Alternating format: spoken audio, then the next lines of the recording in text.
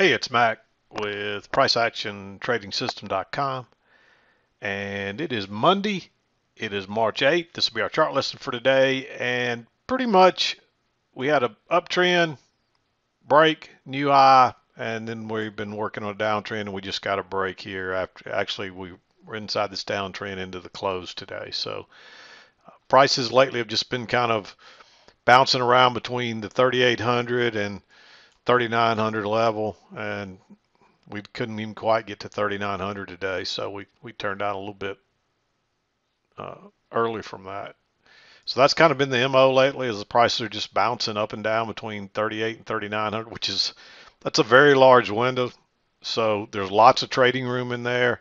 So we really don't care which way prices are trending, but when they're trending, it's so much easier to trade. So we prefer prices to trend, and this is when it gets tougher to trade. There's a few trades in here. Um, Normally, on a trend day when we're trending up, I probably would not mark shorts like this, but it was obvious when we made this lower higher, you had a trap, and then it was pretty obvious we were in this trading range, uh, just kind of going sideways here. And we'll talk about those when we get to them. But mostly, you would generally be looking for longs in here, but this gets pretty weak right here around and going into this 9 o'clock hour, and we're just kind of bumping sideways. You would expect prices to try to come back to the trend line. Notice how we didn't get to the upper side there, and so that's telling you that we're losing some momentum, and you expect prices to come back, and then you get a little trap here. So we'll talk again. We'll talk about that when we get to it. But let's back out. We'll talk about the trades. You can see the big picture. Trend up, which looked like it was going to be pretty strong, and there's two legs here. Uh, I measured these first two legs. There's actually, you would want to measure this entire two legs here as well. And you see we don't get anything like that, which that tells you we're probably going to trade the other way pretty strongly. But the shorter term two legs, notice that leg up, a couple legs down, and we got a perfect measured move basically. We ended up going higher once we got the break and new high here. But this is perfect price action. We're trending up. This is a little spike in channel, and we kind of lose momentum, get a break, move to a new high, and then we sell off and we get a trend working down. And you had some clues that we were losing momentum here too, because we couldn't get back to the lower side.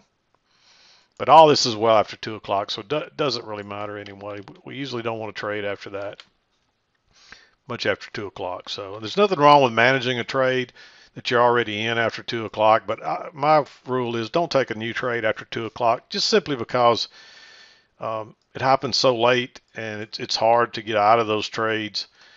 And if you have a loss that late in the afternoon, you're going to have a hard time making it back. I shouldn't have said it's hard to get out of those trades, but it's hard to come back from a loss on a trade like that late in the afternoon. And you tend to have more fake outs and things like that after 2 o'clock, in my opinion. So my feelings on it is don't take any new trades after 2 o'clock, because you don't want to get stuck in a trade. A lot of times after 2 o'clock, prices will just kind of go sideways like this, do stuff like this. We ended up trending on down with the main trend, but that doesn't always happen. So the price action is still valid. It's just usually you'll get stuck in some kind of, or there's a high probability you could get stuck in some kind of tight range or something, or have something crazy happen after that 2 o'clock hour. So, and that's Central Standard Time, so not Eastern Time. We're trading on Chicago time here, so it'd be Central Standard Time. I get that question a lot. What is my time zone? But it's definitely Central Standard Time. All right, let's talk about the trades. We'd been trending down. This, I don't have it on here, but let me go ahead and just draw this real quickly. You can see this trend coming down. And we had a break here and a few legs to a new low, and then we reversed. And it spiked up in this tighter channel. And we had the break, what looks like a break. And you would expect a retest here. Notice you're coming back first entry, second entry. The only problem here is this trigger is a inside bar, and we're well below the EMA, So I think it was a little you're better off to wait on the higher low, which comes here. Even this one, I almost marked it green. Those are matching lows, and that's a nice signal bar, and it is a higher low. It doesn't break lower, but you can see it makes a lower high right there, so that's still a correction. If you wanted to go long there, you could. Again, this one, you could argue for it to be green. It's real close. I just liked it because this was a pretty good spike up, and you'd expect prices to at least try to make a new high here on a retest, and there may be a bigger pattern setting up here too, which there is, the blue channel. And so you may take that trade. Otherwise, you don't really, you're just too far away from the EMA up here. There's a couple of trades. There's a second entry here, but you got to go long right into the highs, and it's just probably not a great place to go long there. So I think you're better off to wait. And then we quickly correct, and you got to be careful going short here. But notice you got a new high. You get a first entry and then a second entry right off the key entry point with two clear legs down. That's a perfect failed second entry long reversal type pattern. Notice how quickly it drops down, and you actually get what looks like a little close outside there, maybe. But this is a new channel, so either way, it doesn't matter. You're still playing the downside. It's spike and channel down, and then we either have an overshoot or we have a break. However you drew this. I think this is probably more correct, and you get this overshoot, which leads to a reversal. And this is actually starting down here a little lower. And you can see that real tight channel working up through there. Unfortunately, you do get a reversal here, and but it doesn't really matter that that's not a good signal bar. Notice that you get a first entry and then a second entry, and I actually don't even have it marked. There's a failure right there, and it's right. Actually, that's reason, because I wanted to mark it green. That's the reason I forgot to come back and mark that green. It's a failed second entry short, but it's right at the key entry point. When it triggers, it's actually above the EMA, and so that's why I like this one. It's real iffy. You like it to be above the EMA and come back. So this is not a perfect reversal. It's just a failed second entry short, but if it breaks higher here, you're probably going to get a scalp out of it. So I like it to just maybe for an aggressive trade to market green. We do get the overshoot here, or we did have a break and two legs down. So there's some reasons to be expecting a reversal. It's just not a perfect setup. It turns out to be a great move, but entering here is a little bit aggressive. So it's unfortunate because that is a really nice move up. But notice what happens. We run up, we get a first entry, we get a second entry. Same thing. It's not a very good setup pattern. We do have a close outside and a new high, but it's not much of one. And really, this channel hasn't been proven yet. It's looking like it could be valid, but it hasn't been proven yet. So with that being an inside bar, it does have matching highs, and when it's a trap, it doesn't really matter. But notice how here the close is well below the EMA. You do still have to go long on the other side, but I just think you're better off to wait, and you just don't get another setup here until you get this break. And there's a second entry short right here, but my signal bar is no good. If you had a good signal bar, I wouldn't be afraid to go short there. And so you just don't really get a good chance on my chart to ride this back down. You do get another move up here, and you try to go higher once, twice, and you get a double test there, and this actually breaks higher and turns down. That's a great second entry short. You could call that a double bottom, so first entry, second entry, but the second entry is not what I'm looking at here. It's the triple test. We made that high, we test it once, we test it twice, and look how the closings are getting lower. Even though we're testing at the same place, notice the closes are getting lower here on these last few, and it's a good indication that we're probably going lower. So I like going short there. The key is, do you have enough room to get out before we got a little support right across here, and do you have enough room? And if you do, take that trade. Then we bounce, and you just don't get a chance to ride this up at all either. But you're coming back, you get a first entry, and then this breaks lower here and turns back up, and you get a second entry right there on that engulfing bar.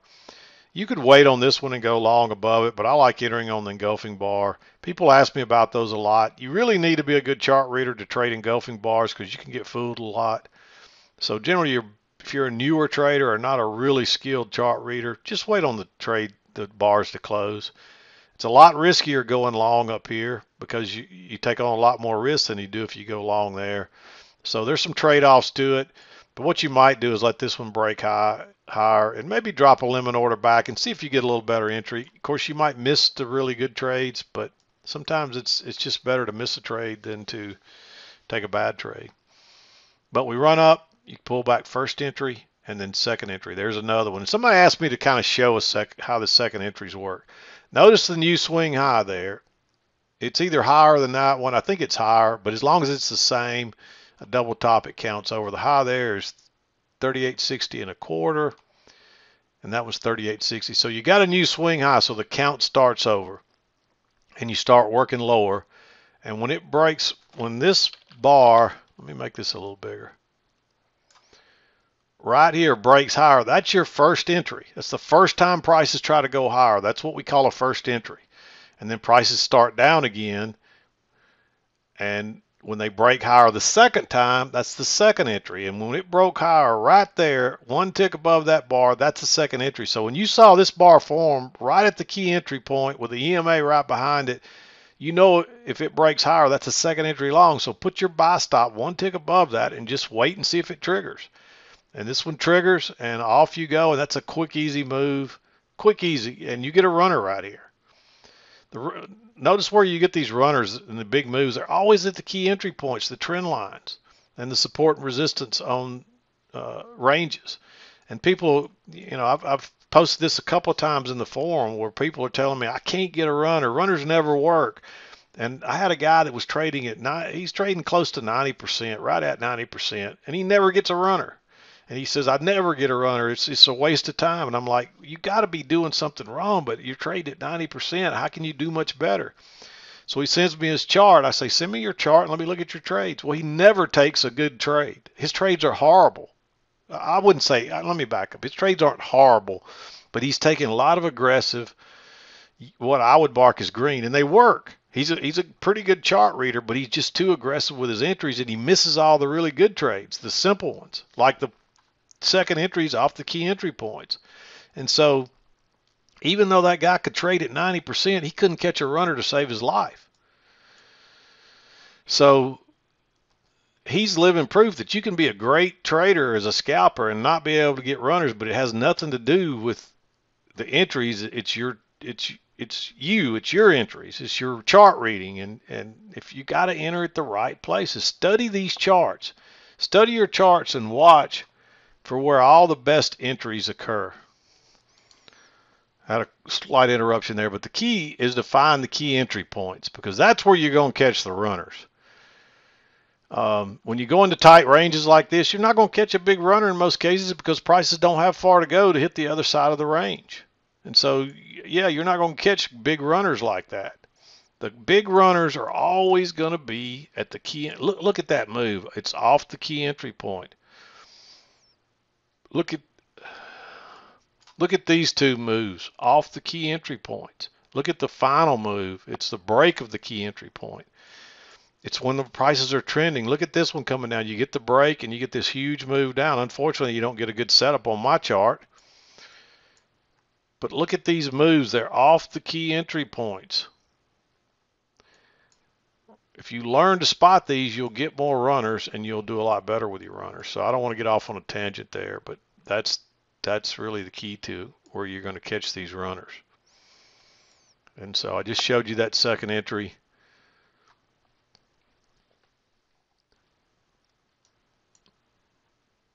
And then we run up, we get our first close outside. And the way I looked at this is congestion, a little range, and prices drop. And there's a good chance, we're almost positive we're going to make a new high. And you have the blue channel working higher too, so we may be headed much higher. So I like this trade, even though it doesn't break higher. It's like a failed break out of this little congestion area here. And there's a little bit of a hidden second entry there too. You would be better off to wait and enter on this higher low right here. I'm not sure which way this one broke first. It doesn't really matter. If it broke lower, when it went out the top, you could still go long. And if it broke higher and came down and then went back, then it's a little harder to trade that, and you may not be able to enter it on an engulfing bar. But if you waited till here, you do get a failure. The only problem is there's not much room to this double top, and it's only a few ticks. I just think it's too risky to enter right there after a break. So if you didn't enter down here, and this one's real close, this is another one that you could almost argue to be green. It's just such a nice bullish bar right there that closes, it opens almost on its very low and closes on its high. You're going to probably get a scalp out of that if it doesn't run all the way to the highs. So that was the reason I marked it. And you really don't get another chance in here. And then we're working. I don't see a possibility of shorting right there. I don't really like going long here. Again, it's congestive. It is a little ways away from the EMA, and it is a first entry, second entry. But that's not rejection down here. And so, and this is played out. So we could be going lower. So, and this channel's still in play working down. So no long there really. And notice we'll start working up on this one, and then we get a break, a new high, and then you get a lower high right. Didn't mean to open that. Right here with a nice bearish bar, and you would look for another leg down like that one, and you got plenty of room to go. So I like that one, and you actually get another first entry, second entry, and people will probably say, well, that looks congestive. That's not really congestion. It's a lot of sideways up down stuff. But notice the new high, first entry, second entry. So it's a failed second entry long, and it's a second entry short. And you're looking for prices to go lower here. So you're looking for this measured leg here at a minimum. And then of course it bounces and you get a second entry long here. Notice the new high, first entry, second entry. You got a little room back to the EMA. Nice, again, a very nice bullish bar. Just drop your buy stop right there. Notice your new high, you're working down. When it breaks higher right here above that bar, it's your first entry. Then it tries to go lower again. So when it breaks higher again, that's a second entry long. And off it goes. Then you get a failed second entry short with another huge bar. We're probably going back to the highs right here. So I like going long there. You got to be careful sometimes entering in the middle of a range. But we had clearly been coming off this high, then off this low, and this really didn't quite look rangy yet. It was looking a little sideways. You can see the EMA starting to go sideways, but you didn't have clear highs and lows yet. So it just looks like two legs of correction. So you're really looking for prices to possibly go higher. It's when it turns down here again that you know, hey, we probably got a range going on. So I didn't really look at this as entering in the middle of the range, nor this one yet. So I just saw it as two legs back, and that could be the center of the pattern, and you may get another leg up just like that one. And that is a nice reversal pattern, and you can see that trapped people. That bar right there is because you had a lot of trapped, and you can see how that, for prices to trade way down here and then turn, and by the time this bar closed, trade all the way back up, that shows a lot of buying strength, and it just continues on right there. And so I like that. We run up here, we touch the top, and again, you get a failed second entry long, and there's plenty of room to the lows here and even here. Once you get past that, you can tell prices are going sideways, and that looks really congestive. That's congestion. And so I think it's, even though you got a lower high here, I think it's too late, and now it's really starting to look like the middle of a range, and you may get chopped up in there. So if you didn't enter here, just watch this one. And of course we come down here and we're just kind of moving around, and this is not rejection, and we're making lower lows, and you got the trend line right down here. That's just not a place to go long. It looks pretty good. It's not there's a new high here, so that's a first entry, second entry, third entry. That's like a fourth entry. You could look at a little trap here, where it broke lower, but your highs are right here, your EMA is right here, and you see how it turns back down, and you may not have got out of that. It could have turned and went lower, so just not a good place to go long. Runs up here. Now, if you get a good short up here, you might go short. This one you could consider, but again, that's very congestive, very sideways. You can see that little range.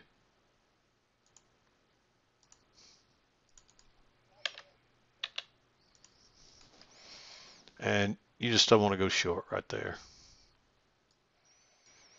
Not out of all that, because there's a good chance it pops back real quick. It doesn't, but notice how it drops down first entry, and then it breaks outside the trend line, and it looks like you might get a chance to go long, but you don't get a setup. And then it fails right here. You're probably going to get at least a scalp out of this. And so I like going short here. This one you could almost argue to be green because we are at this key entry point. And I know that's going to be very tempting for some people to go long one tick above that big bar. But this is not rejection really right here. And we've been going sideways for a while. And so I think it's just too risky to go long. But when it breaks higher, you know you're going to trap some shorts, and look how it rockets straight down. You know you got them trapped. And I would measure this leg, and then that little two-legged correction is your measured leg, and you see we got exactly a measured leg, and then it reverses. So runs on down, and again we just go into another trading range down here, and I don't see anything in here that you really can trade. That one's tempting, but it's such a big bar, and it would have worked, but I just don't think you want to take that trade. Just wait and see if you get a higher low, something a little better. And you actually do get a higher low right here, but if you take that, you get trapped, and you're going to have a loser on that one.